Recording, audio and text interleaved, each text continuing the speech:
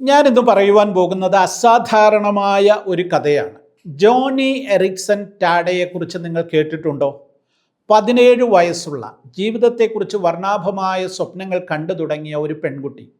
കുതിരസവാരി, നീന്തൽ, കായിക മത്സരങ്ങൾ, കൂട്ടുകാരും ഒന്നിച്ചുള്ള കറക്കങ്ങൾ, ഇങ്ങനെ തികഞ്ഞ സന്തോഷത്തോടെ മുന്നോട്ട് പോവുകയായിരുന്നു ആ കൗമാരക്കാരിയുടെ ജീവിതം. എന്നാൽ 1967 ജൂലൈ മാസത്തിലെ ഒരു വൈകുന്നേരം ആ സുന്ദരിയായ പെൺകുട്ടിയുടെ ജീവിതഗതി ഒരൊറ്റ നിമിഷത്തിൽ മാറിമറിഞ്ഞു. കടലിൽ കുളിക്കുന്നതിനിടെ നടത്തിയ ഒരു ഡൈവിങ് അവൾ ചെന്നിടിച്ചത് താഴെയുള്ള ഒരു മണൽത്തിട്ടയിലാണ്. ജോണിയുടെ കഴുത്തിന് മാരകമായ ക്ഷതമേറ്റു. അതോടെ അവളുടെ കഴുത്തിന് താഴേക്ക് പൂർണ്ണമായും ചലനശേഷി നഷ്ടപ്പെട്ടു. വർഷങ്ങളോളം ആശുപത്രി കിടക്കയിൽ ചലനമറ്റ കിടക്കേണ്ടി വന്നു. അവൾക്കിപ്പോൾ 76 വയസ്സുണ്ട്. കഴിഞ്ഞ ദിവസമായിരുന്നു 76ാം ജന്മദിനം. 6 പതിറ്റാണ്ടുകളായി അവൾ വൈദ്യശാസ്ത്ര പ്രകാരം ക്വാഡ്രിപ്ലെജിയ എന്ന് വിളിക്കുന്ന അവസ്ഥയിലാണ്. അതായത് സ്പൈനൽ കോഡിന് കഴുത്തിൻ്റെ ഭാഗത്തുണ്ടാകുന്ന ക്ഷതം മൂലം കൈകളും കാലുകളും ശരീരത്തിൻ്റെ മറ്റു ഭാഗങ്ങളും ഭാഗികമായോ പൂർണ്ണമായോ ഉള്ള ചലനശേഷിയും സംവേദനശേഷിയും നഷ്ടപ്പെടുന്ന അവസ്ഥയാണിത്.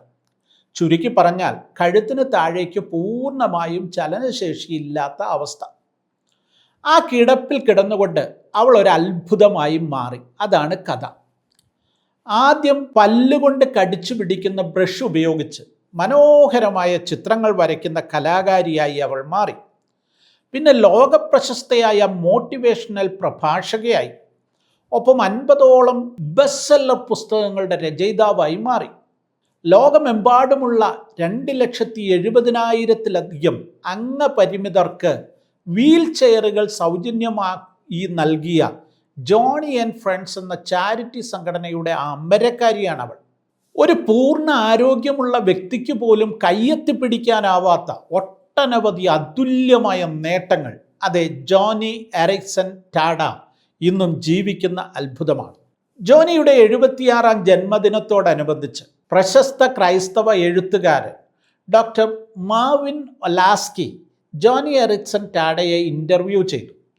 അവരിരുവരും തമ്മിലുള്ള അഭിമുഖത്തിൽ നിന്ന് തിരഞ്ഞെടുത്ത ചില ചോദ്യങ്ങളും അവയ്ക്ക് ജോണി നൽകിയ ഉത്തരങ്ങളുമാണ് ഈ വീഡിയോയിൽ ഉൾപ്പെടുത്തിയിരിക്കുന്നത്. ജീവിതത്തിൽ അപ്രതീക്ഷിതമായി സംഭവിച്ച അനർത്ഥങ്ങളിൽ തകർന്നുപോയവർ, ഇനി എന്നെ കൊണ്ട് ഒന്നിനും കഴിവില്ലെന്ന് ജീവിതാനുഭവങ്ങളെ നോക്കി നിരാശപ്പെടുന്നവർ, ഒരു സാധ്യതകളും അവശേഷിക്കുന്നില്ലെന്ന് ചുറ്റുവട്ടത്തിലുള്ളവർ പറഞ്ഞവർ, നിരന്തരം തോൽവികളിൽ ജീവിതം വെറുത്തുപോയവർ, ദൈവം എന്നോട് എന്തിനിങ്ങനെ ചെയ്തു എന്ന് ആകുലപ്പെടുന്നവർ. നിങ്ങൾ ഇതിലേതെങ്കിലും അവസ്ഥകളിലൂടെ കടന്നു പോവുകയാണോ? നിങ്ങൾക്കുള്ളതാണ് ജോണിയുടെ ഈ ഉത്തരങ്ങൾ. ദയവായി നിങ്ങൾ ഇത് മുഴുവൻ കേൾക്കുക. ചോദ്യം 1. ജോണി, നിന്റെ കഴുത്ത് ഒടിഞ്ഞില്ലായിരുന്നെങ്കിൽ ജീവിതം എങ്ങനെയായിരിക്കുമെന്ന് നീ ചിന്തിച്ചിട്ടുണ്ടോ? ജോണിയുടെ ഉത്തരം: എൻ്റെ കഴുത്ത് ഒടിഞ്ഞില്ലായിരുന്നെങ്കിൽ ഒരുപക്ഷെ ഞാൻ 2ാമത്തെ വിവാഹമോചനത്തിലേക്ക് പോകുന്ന സമയമായേക്കാം. ഭർത്താവിൻ്റെ ക്രെഡിറ്റ് കാർഡുകൾ പരമാവധി ഉപയോഗപ്പെടുത്തി അടുത്ത സ്കീ ഡൈവിംഗ് അവധിക്കാലം ആസൂത്രണം ചെയ്യുമായിരുന്നിരിക്കാം. ഇതൊന്നുമല്ലെങ്കിലും സുവിശേഷത്തിൻ്റെ മഹത്വത്തെ വർണ്ണിച്ചും പ്രശ്നങ്ങൾക്കപ്പുറം പുഞ്ചിരിക്കുവാൻ സഹായിക്കുന്ന ദൈവത്തിൻ്റെ ശക്തിയെ പുകഴ്ത്തിയും കൊണ്ട് ഞാൻ ഈ ലോകത്തിൽ ഉണ്ടാകുമായിരുന്നില്ല. എനിക്ക് സംഭവിച്ചത് എബ്രായർ 12 പറയുന്ന ദൈവിക അച്ചടക്കത്തിൻ്റെ ഒരു ഉദാഹരണമാണെന്ന് ഞാൻ വിശ്വസിക്കുന്നു. പല വിശ്വാസികളും എന്നോട് ചോദിച്ചിട്ടുണ്ട്, ദൈവത്തെക്കുറിച്ച് നിനക്ക് എങ്ങനെയാണ് ഇങ്ങനെയൊക്കെ പറയാൻ പറ്റുന്നത്? നിന്നെ ഒരു ക്വാഡ്രിപ്ലെജിക് ആക്കി ദൈവം ശിക്ഷിക്കുമെന്ന് നീ പറയുന്നത് തികച്ചും ഭയങ്കരമാണ്. അതിനുള്ള എൻ്റെ മറുപടി ഇതാണ്: എബ്രായർ 12 ഞാൻ വിശ്വസിക്കുന്നു. ദൈവം താൻ സ്നേഹിക്കുന്നവരെ ശിക്ഷിക്കുന്നു എന്ന് അവിടെ എഴുതിയിരിക്കുന്നു. ചോദ്യം 2. അന്നത്തെ അപകടത്തിൻ്റെ ഓർമ്മകൾ ഇപ്പോഴും നിനക്കുണ്ടോ? തീർച്ചയായും. ഞാനൊരു സമുദ്രത്തിലേക്ക് ഡൈവ് ചെയ്തു. എൻ്റെ തല മണൽത്തിട്ടയുടെ അടിയിലിടിച്ചു. ഭയാനകമായ നിമിഷമായിരുന്നു അത്. എൻ്റെ തല പിന്നിലേക്കായിപ്പോയി. ഇടിയുടെ ആഘാതത്തിൽ എൻ്റെ നട്ടെല്ല് തകർന്നു. എൻ്റെ മുഖം ഉയർത്താനാവാത്ത വിധം മണലിലേക്ക് ചേർന്നിരുന്നു. അതൊരു ഭയാനകമായ ചിത്രമാണ്. എന്താണ് സംഭവിക്കുന്നതെന്ന് പോലും ചിന്തിക്കുവാൻ സാധിക്കാത്ത അവസ്ഥ. ചോദ്യം 3. നിന്റെ മുടിയിൽ അപ്ലൈ ചെയ്തിരുന്ന പെറോക്സൈഡ് നിന്റെ ജീവൻ രക്ഷിക്കുന്നതിൽ സഹായിച്ചുവെന്ന് കേട്ടിട്ടുണ്ട്. അതെ, തലേദിവസം ഞാൻ മെഡിക്കൽ ഷോപ്പിൽ പോയി ഒരു കുപ്പി നൈസ് ഈസി വാങ്ങുകയും അർദ്ധരാത്രി അത് തലമുടിയിൽ തേക്കുകയും ചെയ്തു. അന്ന് 17 വയസ്സുള്ള എൻ്റെ കൂട്ടുകാരൊക്കെ ചെയ്തതുപോലെ ഞാൻ എൻ്റെ തലമുടി ബ്ലീച്ച് ചെയ്തു. എൻ്റെ മുടി തിളങ്ങുന്ന തവിട്ട് നിറമായി മാറി. എൻ്റെ സഹോദരി കാത്തി എന്നെ തേടി വെള്ളത്തിലേക്ക് മുങ്ങിയപ്പോൾ ആ തിളങ്ങുന്ന മുടികളില്ലായിരുന്നെങ്കിൽ അവൾക്ക് എന്നെ ഒരിക്കലും കണ്ടെത്തുവാൻ സാധിക്കുകയില്ലായിരുന്നെന്ന് അവൾ എന്നോട് പറഞ്ഞിട്ടുണ്ട്.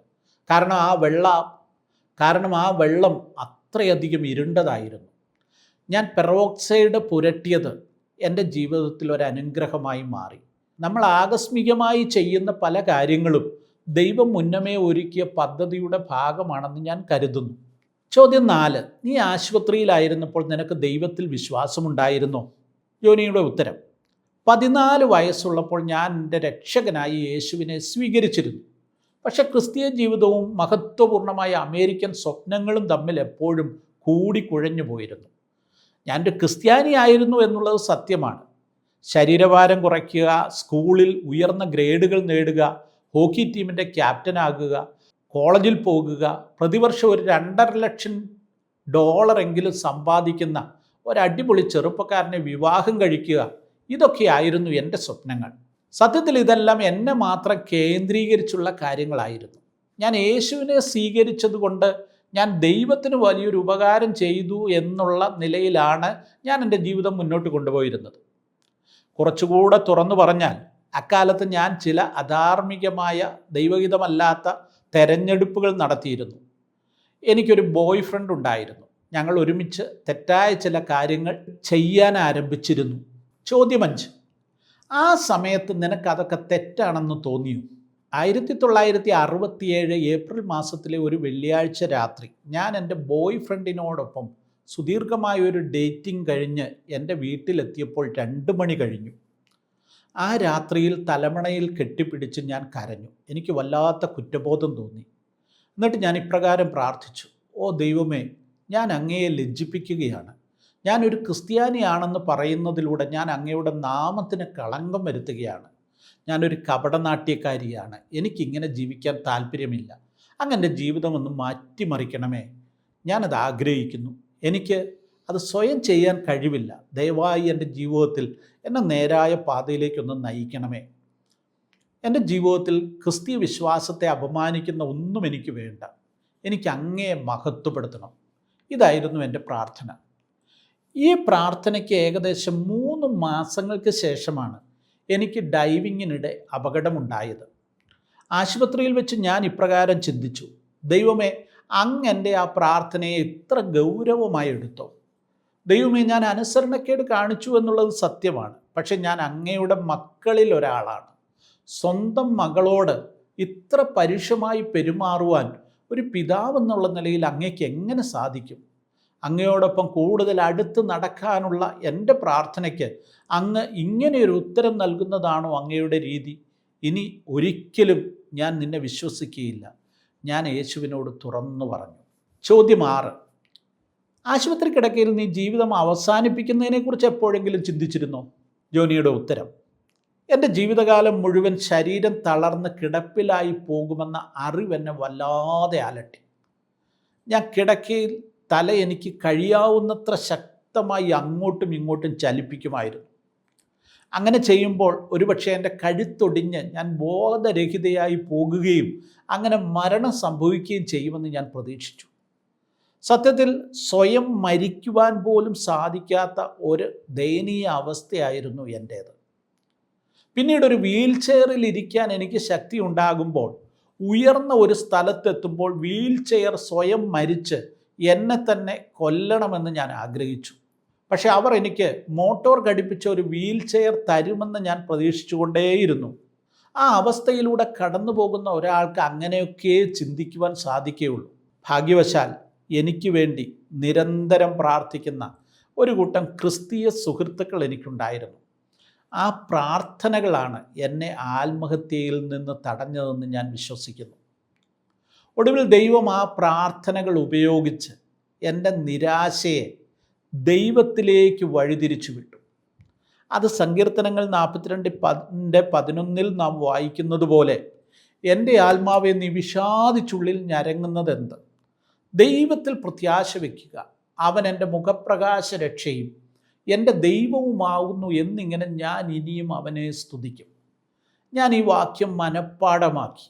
തിരുവെഴുത്തുകളിലെ ആ വാക്യങ്ങൾ ദൈവം എൻ്റെ മനസ്സിലേക്കും ഓർമ്മയിലേക്കും തിരികെ കൊണ്ടുവരുവാൻ തുടങ്ങി. ചോദ്യം 7: വിശ്വാസത്തോടെ വീണ്ടും പ്രാർത്ഥിക്കാൻ നിനക്ക് എപ്പോഴാണ് കഴിഞ്ഞത്? പറയാം. ഒടുവിൽ മറ്റുള്ളവരുടെ പ്രാർത്ഥനകളുടെയും ദൈവവചനത്തിൽ നിന്ന് ലഭിച്ച ദൂതുകളുടെയും ആലോചനകളുടെയും ഒക്കെ ശക്തിയിൽ എൻ്റെ ജീവിതത്തെ മാറ്റിമറിച്ച ഒരു ചെറിയ പ്രാർത്ഥന ഞാൻ നടത്തി. അതിപ്രകാരമായിരുന്നു: ദൈവമേ, എനിക്ക് മരിക്കാൻ കഴിയുന്നില്ലെങ്കിൽ എങ്ങനെ ജീവിക്കണമെന്ന് എനിക്കൊന്ന് കാണിച്ചു തരണം. ഞാൻ ഇതുവരെ പ്രാർത്ഥിച്ചതിൽ വെച്ച് ഏറ്റവും ശക്തമായ പ്രാർത്ഥനയായിരുന്നു ഇത്. അതോടെ എൻ്റെ വിഷാദം മാറാൻ തുടങ്ങി, നിരാശ അലിഞ്ഞു പോകാൻ തുടങ്ങി. ഇതാണ് സത്യം. ചോദ്യം 8: ആ സമയത്ത് ഒരു അസിസ്റ്റഡ് സൂയിസൈഡ് നിയമം, അതായത് ഒരിക്കലും സൗഖ്യമാകില്ലെന്ന് ഉറപ്പുള്ള രോഗിക്ക് അവരുടെ മരണം തിരഞ്ഞെടുക്കാൻ അവകാശം നൽകുന്ന നിയമമുണ്ടായിരുന്നെങ്കിൽ നിന്നെ കൊല്ലാൻ നീ ആരോടെങ്കിലും ആവശ്യപ്പെടുമായിരുന്നു? ഓ ദൈവമേ, അതെ, തീർച്ചയായും. ആശുപത്രിയിലെ ആദ്യഘട്ടത്തിൽ ഞാൻ വിഷാദത്തിലായിരുന്നപ്പോൾ എൻ്റെ കൂട്ടുകാരികളോട് അവരുടെ അമ്മമാരുടെ ഉറക്ക ഗുളികൾ കൊണ്ടുവരാനും അവരുടെ പിതാക്കന്മാർ ഷേവിങ്ങിന് ഉപയോഗിക്കുന്ന ബ്ലേഡുകൾ കൊണ്ടുവരുവാനും ഒക്കെ പല തവണ അപേക്ഷിച്ചിട്ടുണ്ട്. അന്ന് ഡോക്ടറുടെ സഹായത്തോടെയുള്ള ഒരു ആത്മഹത്യാ നിയമം ഉണ്ടായിരുന്നെങ്കിൽ ഉറപ്പായും ഞാൻ ആത്മഹത്യ ചെയ്യുമായിരുന്നു. അങ്ങനെ ഒരു നിയമമില്ലാത്തതിന് ഞാൻ ദൈവത്തോട് നന്ദിയുള്ളവളാണ്. എൻ്റെ ദുരിതത്തിൽ നിന്ന് എന്നെ എന്നേക്കുമായി കരകയറ്റാൻ ഞാൻ എന്തും ചെയ്യുമായിരുന്നു. അത്രയ്ക്ക് ദയനീയ അവസ്ഥയിലായിരുന്നു ഞാൻ. ഇന്നിപ്പോൾ എത്ര വ്യത്യസ്തമായൊരു ലോകത്തിലാണ് നമ്മൾ ജീവിക്കുന്നത്. ഇപ്പോൾ അമേരിക്കയിലെ പല സംസ്ഥാനങ്ങളിലും മാരക രോഗത്തെക്കുറിച്ചുള്ള കോടതിയുടെ നിർവചനങ്ങൾ മാറ്റാൻ ശ്രമിക്കുന്ന, അങ്ങനെ മരണം വരിക്കാൻ ആഗ്രഹിക്കുന്ന വൈകല്യമുള്ള ആളുകളുണ്ട്. അത് സംഭവിക്കുന്നത് തടയാനും ക്രിസ്തുവിലുള്ള പ്രത്യാശ അവർക്ക് നൽകാനും എൻ്റെ ശുശ്രൂഷയിൽ ഞങ്ങൾ കഠിനമായി പരിശ്രമിക്കുന്നുണ്ട്. അങ്ങനെ എന്നെപ്പോലെ ഈ ആളുകൾക്കും വിഷാദത്തിൽ നിന്ന് രക്ഷ പ്രാപിക്കുവാനുള്ള, മരണത്തിൽ നിന്ന് ജീവനിലേക്കുള്ള വഴി കണ്ടെത്തുവാൻ സാധിക്കുമെന്ന് ഞാൻ പ്രതീക്ഷിക്കുന്നു. ചോദ്യം 9: കഠിനമായ വേദനകളിലും ദൈവത്തിൻ്റെ പദ്ധതികളെക്കുറിച്ച് പറയുന്നത് ക്രിസ്ത്യാനികൾക്ക് വളരെ അർത്ഥവത്താണ്. എന്നാൽ ക്രിസ്ത്യാനികളല്ലാത്തവരുടെ കാര്യം നമ്മൾ ചിന്തിക്കണ്ടേ? ഒരാളുടെ വ്യക്തിപരമായ സാഹചര്യത്തിൽ ദൈവത്തിൻ്റെ പരമാധികാരത്തെക്കുറിച്ച് എങ്ങനെയാണ് അവരെ പറഞ്ഞു മനസ്സിലാക്കുവാൻ സാധിക്കുന്നത്? ജോനിയുടെ ഉത്തരം: ഞാൻ ഒരു കൂട്ടം ആളുകളുമായി ഒരു ലിഫ്റ്റിൽ കയറുന്നു എന്ന് കരുതുക. എഴുന്നേൽക്കാൻ പോലും വയ്യാതെ വീൽ ചെയറിലിരിക്കുന്ന ഞാൻ പുഞ്ചിരിക്കുന്ന മുഖത്തോടെ അമേസിംഗ് ഗ്രേസ് എന്ന് മൂളിക്കൊണ്ടിരിക്കുന്നത് എന്നെ കാണുന്നവർക്കൊരു അത്ഭുതമായിരിക്കും. സ്വാഭാവികമാണത്. എൻ്റെ ജീവിതം ഒരു സാക്ഷ്യമാണ്. ദൈവത്തിൻ്റെ ഹിതത്തെക്കുറിച്ച് അല്ലെങ്കിൽ പരമാധികാരത്തെക്കുറിച്ച് എന്നോട് ചർച്ചകളിൽ ഏർപ്പെടുവാൻ ആഗ്രഹിക്കുന്ന ആളുകളോട് എൻ്റെ സ്പൈനൽ കോഡിന് പരിക്കേറ്റത് ദൈവത്തിന് ഇഷ്ടമല്ലെന്ന് ഞാൻ ഉറപ്പായും പറയും. ദൈവം കഷ്ടപ്പാടിനെ 2 ലെൻസുകളിലൂടെ കാണുന്നു എന്നതിനെക്കുറിച്ച് ജോൺ പൈപ്പർ സംസാരിച്ചിട്ടുണ്ട്. അതിപ്രകാരമാണ്: കഷ്ടതയുടെ ഒറ്റപ്പെട്ട സംഭവത്തെ ഒരു ഇടുങ്ങിയ ലെൻസിലൂടെ ദൈവം നോക്കുകയും അതിനെ ദൈവം വെറുക്കുകയും ചെയ്യുന്നു. നിങ്ങളൊരു വിവാഹമോചനത്തിലൂടെ കടന്നു പോകുമ്പോൾ ദൈവത്തിൻ്റെ ഹൃദയം അത് വെറുക്കുന്നു എന്നുള്ളതാണ് യാഥാർത്ഥ്യം. ഒന്നിലധികം വൈകല്യങ്ങളുള്ള ഒരു കുഞ്ഞ് ജനിക്കുമ്പോൾ, അല്ലെങ്കിൽ അങ്ങനെ ഒരു കുഞ്ഞിനെ നിങ്ങൾ പ്രസവിക്കുമ്പോൾ ദൈവത്തിൻ്റെ ഹൃദയം വേദനിക്കും. എന്നാൽ ഒരു വൈഡ് ആംഗിൾ ലെൻസിലൂടെ നോക്കുമ്പോൾ ദൈവം കാര്യങ്ങളെ കുറേ കൂടെ വിശാലമായാണ് കാണുന്നത്. അതായത് മൊസൈക്ക് വിരിച്ച മനോഹരമായൊരു തറ പോലെ നമ്മുടെ നന്മയ്ക്കായി മാത്രമല്ല, നമ്മുടെ ചുറ്റുമുള്ള എല്ലാവരുടെയും നന്മയ്ക്കും ദൈവത്തിൻ്റെ മഹത്വത്തിനും വേണ്ടി ഈ അവിശ്വസനീയമായ പാറ്റേണിൽ ഇതെല്ലാം എങ്ങനെ യോജിക്കുന്നുവെന്ന് ദൈവം നോക്കിക്കാണുന്നുണ്ട്. ദൈവം പരമാധികാരിയാണെന്നതിൽ ഞാൻ നന്ദിയുള്ളവളാണ്. ഈ ലോകത്തിലെ തിന്മയുടെ ഒരു പ്രളയമുണ്ട്. പക്ഷേ ആ പ്രളയം ദൈവത്തിൻ്റെ വിരലുകൾ തടഞ്ഞു നിർത്തുന്നു. നമ്മുടെ ആത്മാക്കളെ സഹായിക്കുമെന്നും നിത്യതയ്ക്ക് നമ്മെ കൂടുതൽ അനുയോജ്യമാക്കുമെന്നും അവൻ ഉറപ്പുള്ള കാര്യങ്ങൾ അവൻ്റെ പരമാധികാരമുള്ള വിരലുകളുടെ ഇടയിലൂടെ മാത്രം കടന്ന് നമ്മിലേക്ക് എത്തിക്കുവാൻ അവൻ ആഗ്രഹിക്കുന്നു. അതുകൊണ്ട് ഞാൻ നന്ദിയുള്ളവളാണ്. ചോദ്യം 10. പെട്ടെന്ന് മരിച്ചുപോയവരുടെയും നിങ്ങൾ വചനം പഠിച്ചതുപോലെ പഠിക്കാൻ അവസരം ലഭിക്കാത്തവരുടെയും കാര്യത്തിൽ എന്തു ചെയ്യും? ഉത്തരം: ദൈവത്തിൻ്റെ ഹൃദയത്തിലുള്ളത് എന്താണെന്ന് ഊഹിക്കാൻ കഴിയുകയില്ല. ബൈബിൾ കഷ്ടതയെ ഒരു മർമ്മം എന്ന് വിളിക്കുന്നത് വെറുതെയല്ല. നമ്മുടെ ചിന്തകൾ ദൈവത്തിൻ്റെ ചിന്തകളല്ല. നമുക്ക് വലിയ ചിത്രം കാണാനുള്ള കാഴ്ചപ്പാടില്ല, കഴിവില്ല. ദൈവം കഷ്ടതയെ ഒറ്റയടിക്ക് ഇല്ലാതാക്കാത്തത് എന്തുകൊണ്ടാണ്? കഷ്ടത ഇല്ലാതാക്കണമെങ്കിൽ കഷ്ടതയ്ക്ക് കാരണമായ വേരുകളെ അഥവാ പാപത്തെ ഇല്ലാതാക്കണം. പാപം ഇല്ലാതാകണമെങ്കിൽ പാപികൾ ഇല്ലാതെയാകണം. യേശുവിന് കുരിശിൽ ദൈവരാജ്യം സ്ഥാപിക്കുക മാത്രമല്ല, അത് അപ്പോൾ തന്നെ നിറവേറ്റുവാനും സാധിക്കുമായിരുന്നു. ദൈവരാജ്യത്തിൻ്റെ പൂർത്തീകരണം അവൻ ആരംഭിക്കാമായിരുന്നു അവിടെ. പാപത്തിൻ്റെയും കഷ്ടപ്പാടിൻ്റെയും സാത്താൻ്റെയും തിരശീല ഇടാൻ അവന് സാധിക്കുമായിരുന്നു. അവരെയെല്ലാം കൂട്ടത്തോടെ തീപ്പൈകിയിലേക്ക് അയക്കുക മാത്രം ചെയ്താൽ മതിയായിരുന്നു. സത്യത്തിൽ ദൈവം അങ്ങനെ ചെയ്തിരുന്നെങ്കിൽ സുവിശേഷം കേൾക്കാൻ എനിക്കും നിങ്ങൾക്കും ഒരിക്കലും അവസരം ലഭിക്കുമായിരുന്നില്ല. അതിനാൽ ദൈവം പിശാചിന് ശിക്ഷ വിധിച്ച് താൽക്കാലികമായി നിർത്തിയിരിക്കുകയാണ്. അതായത് ലോകത്ത് ഹോളോകോസ്റ്റുകളും വംശഹത്യകളും യുദ്ധങ്ങളും ബലാത്സംഗവും കഷ്ടതയും തിന്മയും എല്ലാം ഉണ്ട്. ഇതെല്ലാം ദൈവം വെറുക്കുന്ന കാര്യങ്ങളുമാണ്. എന്നാൽ എല്ലാറ്റിലും ഉപരി ദൈവിക പദ്ധതിയുടെ കാതൽ ആളുകളെ രക്ഷിക്കുക എന്നുള്ളതാണ്. അതിനായി അവരെ തൻ്റെ പക്ഷത്തേക്ക് ആകർഷിക്കുക എന്നതാണ് ദൈവം ചെയ്യുന്നത്. അവൻ്റെ കൃപയാൽ നിത്യമായ സന്തോഷവും സമാധാനവും പ്രാപിക്കുന്നവരെയാണ് അവൻ ചേർക്കുവാനായിട്ട് വരുന്നത്. ചോദ്യം 11. നിങ്ങൾ വലിയ വിശ്വാസമുണ്ടെങ്കിൽ ദൈവം നിങ്ങളെ സുഖപ്പെടുത്തുമെന്ന് പറഞ്ഞ അത്ഭുത രോഗശാന്തി പ്രവർത്തകരുടെയൊക്കെ അടുത്തേക്ക് നിങ്ങൾ പോയിട്ടുണ്ടോ? തീർച്ചയായും ദൈവം സുഖപ്പെടുത്തുമെന്ന് ഉറപ്പു നൽകുന്ന തിരുവെഴുത്തുകളിലെ വാക്യഭാഗങ്ങൾ ഞാൻ നിരന്തരം വായിക്കുമായിരുന്നു. ഞാൻ ആശുപത്രിയിൽ നിന്ന് പുറത്തു വന്ന ശേഷം പ്രശസ്ത അത്ഭുത രോഗശാന്തി ശുശ്രൂഷകരായ കാതറിൻ കൂൾമാൻ്റെ ക്രൂസൈഡുകളിലേക്ക് പോയത് ഞാൻ ഓർക്കുന്നുണ്ട്. ബെന്നിഹിനെ പോലുള്ളവരുടെ വാക്കുകൾ എന്നെ ആവേശം കൊള്ളിച്ചു.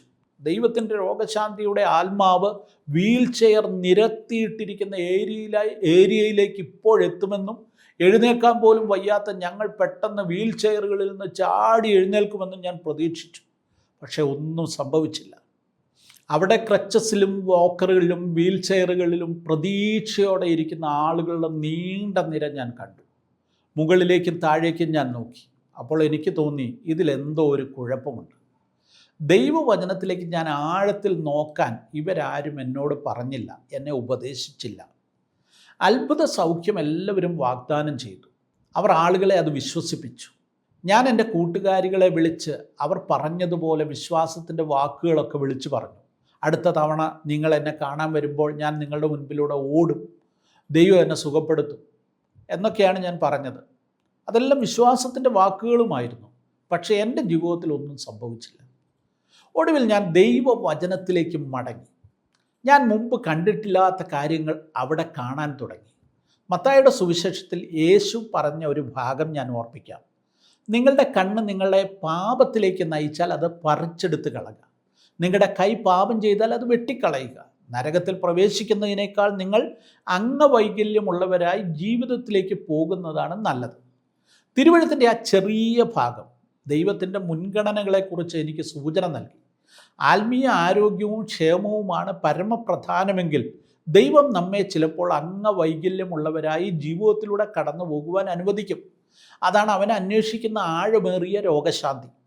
അത് തിരിച്ചറിഞ്ഞു കഴിഞ്ഞപ്പോൾ എന്നെ സുഖപ്പെടുത്തുവാൻ സ്വർഗത്തിൻ്റെ വാതിലുകളിൽ മുട്ടുന്നത് ഞാൻ അവസാനിപ്പിച്ചു.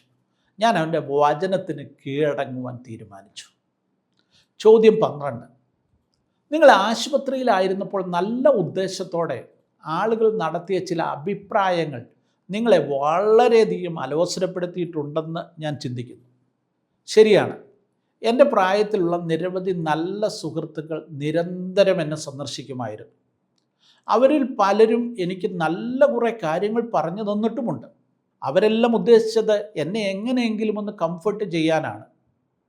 അതിനായി അവർ എല്ലാം ഇപ്പോഴും ബൈബിൾ വാക്യങ്ങൾ പറയുമായിരുന്നു. റോമർ 8:28 നിന്ന്, എന്നാൽ ദൈവത്തെ സ്നേഹിക്കുന്നവർക്ക് നിർണയപ്രകാരം വിളിക്കപ്പെട്ടവർക്ക് തന്നെ സകലവും നന്മയ്ക്കായി കൂടി വ്യാപരിക്കുന്നു എന്ന് നാം അറിയുന്നു എന്ന് സുഹൃത്തുക്കൾ എന്നോട് പറഞ്ഞു. മറ്റു ചിലർ യാക്കോബിൻ്റെ ലേഖനം 1-ാം അധ്യായം 3-ാം വാക്യം പറഞ്ഞു, നിങ്ങളുടെ വിശ്വാസത്തിൻ്റെ പരിശോധന സ്ഥിരതയുള്ളതാക്കുന്നു എന്ന് അറിഞ്ഞ് അത് അശേഷം സന്തോഷമെന്ന് എണ്ണുവിൻ. മറ്റു ചിലർ റോമാലേഖനം 5-ാം അധ്യായത്തിൽ നിന്ന് കഷ്ടത സഹിഷ്ണുതയെയും സഹിഷ്ണുത സിദ്ധതയെയും സിദ്ധത പ്രത്യാശയും ഉളവാക്കുന്നു എന്നറിഞ്ഞ് നാം കഷ്ടങ്ങളിലും പ്രശംസിക്കുന്നു എന്ന് പറഞ്ഞു തന്നു. ഇതെല്ലാം നല്ല ബൈബിൾ വാക്യങ്ങൾ തന്നെയാണ്.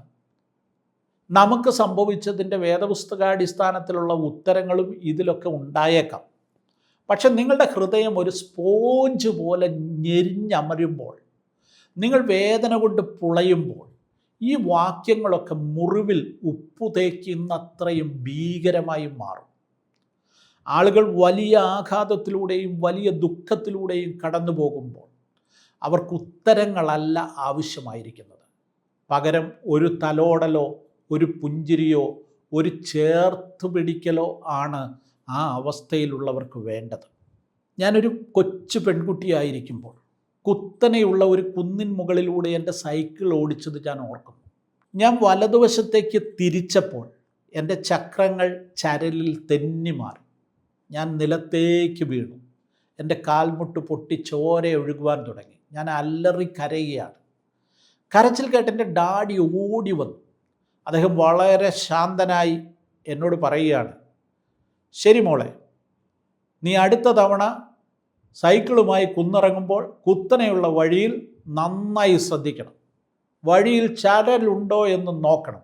വളവിൽ സ്പീഡ് കുറയ്ക്കണം. ഇങ്ങനെയൊക്കെ എൻ്റെ പിതാവ് പറഞ്ഞാൽ അതെത്ര ക്രൂരമായിരിക്കും. സത്യത്തിൽ പിതാവ് പറഞ്ഞതെല്ലാം നല്ല കാര്യമാണ്. അതാണ് അതിൻ്റെ ശരിയായ കാര്യവും. എന്തുകൊണ്ടിത് സംഭവിച്ചു എന്ന ചോദ്യത്തിനുള്ള നല്ല ഉത്തരങ്ങളാണ് അവയെല്ലാം. പക്ഷെ പറഞ്ഞ കാര്യങ്ങളെല്ലാം പ്രധാനമാണ്. എന്നാൽ ആളുകൾ വലിയ വേദനയിലും ദുഃഖത്തിലും കടന്നു പോകുമ്പോൾ എന്തുകൊണ്ടിങ്ങനെ സംഭവിച്ചു എന്നറിയാനല്ല അവർ ആഗ്രഹിക്കുന്നത്. ഓടി വരുന്ന പിതാവ് വാരിയെടുത്ത് നെഞ്ചോട് ചേർത്തണച്ചിട്ട് ഡാഡി കൂടെയുണ്ട്, സാരമില്ല മോളെ എന്ന് പറയുക, അതാണ് അവൾ പ്രതീക്ഷിക്കുന്നത്. ദൈവം നമ്മുടെ പിതാവായിരിക്കണമെന്ന് നമ്മൾ ആഗ്രഹിക്കുന്നു. നമ്മുടെ കഷ്ടതകളുടെ തീവ്രതയിൽ, നമ്മുടെ വേദനയിൽ നമ്മെ വിട്ടുപോകാതെ പിതൃതുല്യമായി നമ്മളോട് കൂടെ ഇരിക്കുമെന്നൊരു ഉറപ്പാണ് നമുക്ക് ആവശ്യമായിരിക്കുന്നത്. ചോദ്യം 13. നീ ആശുപത്രിയിലായിരുന്നപ്പോൾ നിൻ്റെ കൂട്ടുകാർ നിനക്ക് വേണ്ടി എന്താണ് ചെയ്തത്? ജോനി പുഞ്ചിരിച്ചുകൊണ്ട് പറയുകയാണ്, ഒരു രാത്രി പുലർച്ചെ 2 മണിയായി കാണും. എൻ്റെ ഹൈസ്കൂൾ കൂട്ടുകാരി ജാക്കി എന്നെ തേടി വന്നു. ഞാനും ജാക്കിയും ഒന്നിച്ച് ബോയ് ഫ്രണ്ട്സുമായി കൂട്ടുകൂടി ചുറ്റിക്കറങ്ങിയവരും മിൽക്ക് ഷേക്കുകൾ പങ്കിട്ടവരുമാണ്. സന്ദർശന സമയമെല്ലാം കഴിഞ്ഞപ്പോൾ അവൾ നേഴ്സുമാരുടെയും കാവൽക്കാരുടെയും കണ്ണുവെട്ടിച്ച് ഞാൻ കിടന്നിരുന്ന 6 കിടക്കകളുള്ള വാർഡിലേക്ക് വന്നു. മറ്റു ബെഡുകളിലുള്ള കുട്ടികളെല്ലാവരും ഉറക്കത്തിലാണ്. എൻ്റെ കൂട്ടുകാരി ശബ്ദമുണ്ടാക്കാതെ മുട്ടിലിഴഞ്ഞ് എൻ്റെ കിടക്കയിലേക്ക് കയറി. പതുക്കെ എഴുന്നേറ്റു, ബെഡിൻ്റെ ഗാർഡ് റെയിൽ താഴ്ത്തി. എന്നിട്ട് സ്കൂളിലെ സ്ലീപ്പ് ഓവറിൽ കുട്ടികൾ ചെയ്യുന്നത് പോലെ അവൾ എൻ്റെ കിടക്കയിലേക്ക് കയറി എൻ്റെ ബ്ലാങ്കറ്റിനകത്ത് കയറിയിട്ട് എന്നെ കെട്ടിപ്പിടിച്ചുകൊണ്ട് മൃദുവായ സ്വരത്തിൽ എൻ്റെ ചെവിയിലേക്ക് മനോഹരമായൊരു ക്രിസ്തീയ ഗാനം പാടാൻ തുടങ്ങി. ദുഃഖിതനായ മനുഷ്യ, നിന്നെ വീണ്ടെടുക്കാൻ വന്ന ദൈവപുത്രൻ, അവൻ്റെ നാമത്തിന് ഹല്ലേലൂയ, അവൻ എന്തൊരു നല്ല രക്ഷകനാണ്. ഇതായിരുന്നു അവൾ പാടിയ പാട്ടിൻ്റെ അർത്ഥം. ആ രാത്രിയിൽ എന്നെ ചേർത്ത് പിടിച്ചുകൊണ്ട് ഈ ഗാനത്തിൻ്റെ വരികൾ ആവർത്തിച്ച് പാടിയപ്പോൾ അവൾ എനിക്ക് വിലമതിക്കാനാവാത്ത ഒന്ന് എന്നിലേക്ക് പകർന്നു നൽകുകയായിരുന്നു. യേശുക്രിസ്തുവിനെ വ്യക്തിപരമായും ഊഷ്മളമായും കണ്ടുമുട്ടുവാൻ അവൾ എന്നെ സഹായിച്ചു.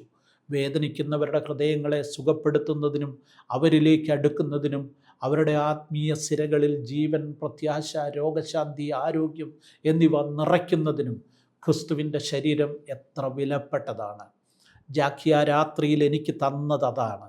യഥാർത്ഥവും വ്യക്തിപരവുമായ രീതിയിൽ അവൾ എനിക്ക് യേശുവിനെ തന്നു. അതാണ് എനിക്ക് ശരിക്കും ആവശ്യമായിരുന്നത്. അതിനാൽ കരയുന്നവരോടൊപ്പം സന്തോഷിക്കുവാൻ ധൈര്യപ്പെടരുത്, കരയുന്നവരോടൊപ്പം കരയുന്നവരായിരിക്കുക. ഇതാണ് കഷ്ടത അനുഭവിക്കുന്ന, വേദന അനുഭവിക്കുന്ന, തീവ്രമായ ദുഃഖത്തിലൂടെ കടന്നു പോകുന്നവർക്ക് ഒരു ക്രിസ്തീയ വിശ്വാസി എന്നുള്ള നിലയിൽ നമുക്ക് കൊടുക്കുവാൻ സാധിക്കുന്നത്. അവരെ ചേർത്തണയ്ക്കുക. ജോണി എറിക്സൺ ടാഡയുടെ ജീവിതാനുഭവങ്ങൾ അതിതീവ്രമാണ്.